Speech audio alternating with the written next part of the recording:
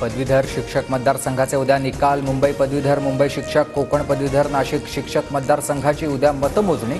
मुंबईत ठाकरे गट तर कोकणात भाजपची प्रतिष्ठा पणाला. आपल्याला मिळालेलं स्वातंत्र्य दळबदरी, हिंदवी स्वराज्य हेच खरं स्वातंत्र्य, संभाजी भिडेंचं वक्तव्य. ड्रेस घातलेल्या महिलांनी वटपौर्णिमेच्या पूजेला जाऊ नये, संभाजी भिडेंचं वादग्रस्त वक्तव्य. अजित पवार गटाच्या माजी नगरसेवकांनी शरद पवारांची भेट घेतली. पिंपरी चिंचवडमधील 16 नगरसेवक 5 जुलैला पवार गटात प्रवेश करण्याची शक्यता.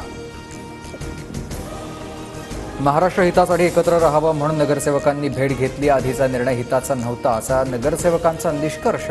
शरद पवारांची प्रतिक्रिया. विधानसभेची मॅच महायुतीच जिंकणार, आम्हीही टीम इंडियासारखं खेळणार, उपमुख्यमंत्री देवेंद्र फडणवीसांकडून विश्वास व्यक्त. अर्जुनाचं लक्ष मासा होता तसं आमचं लक्ष विधानसभा, आमच्याकडे कोणत्या जागा येतात ते पाहतोय, शरद पवारांची प्रतिक्रिया. 13 जुलैनंतर राजकारणात उतरलो तर 288 पाडणारच, लोकसभेत न सांगता पाडले, विधानसभेत नाव घेऊन पाडायला सांगणार, मनोज जरांगेंचा इशारा. विनायक मेटे साहेबांना नक्की गिफ्ट देणार, ज्योती मेटेंकडून विधानसभा लढवण्याचे संकेत.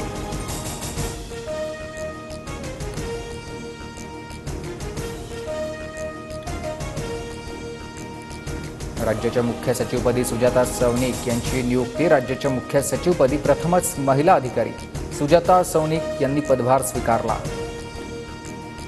रोहित शर्मा, विराट कोहलीनंतर रवींद्र जडेजा ही T20 क्रिकेटमधून निवृत्त. ऑलराऊंडर रवींद्र जडेजा याची T20 वर्ल्ड कप विजयानंतर निवृत्तीची घोषणा. केदारनाथमध्ये पुन्हा एकदा भीषण भूस्खलन, तर केदारनाथ मंदिराच्या मागील डोंगरावरून मोठ्या प्रमाणात बर्फ खाली येताना कॅमेऱ्यात कैद. लोणावळ्यात एकाच कुटुंबातील 5 जण वाहून गेले. भुशी धरणाच्या पाठीमागे असलेल्या डोंगराजवळची घटना. वाहून गेलेल्या 3घांचे मृतदेह सापडले, 2घांचा शोध सुरू. सोलापूर जिल्ह्यातील बार्शीतील चांदणी नदीला पूर. आगळगाव परिसरात झालेल्या पावसामुळे चांदणी नदीला पूर. मुसळधार पावसामुळे आगळगावचा संपर्क तुटला. उत्तराखंडच्या हरिद्वारमध्ये अतिवृष्टीमुळे हाहाकार. गंगा नदीपात्रात पूर. मुसळधार पावसात पाण्याची पातळी वाढल्यानं गाड्या वाहून गेल्या.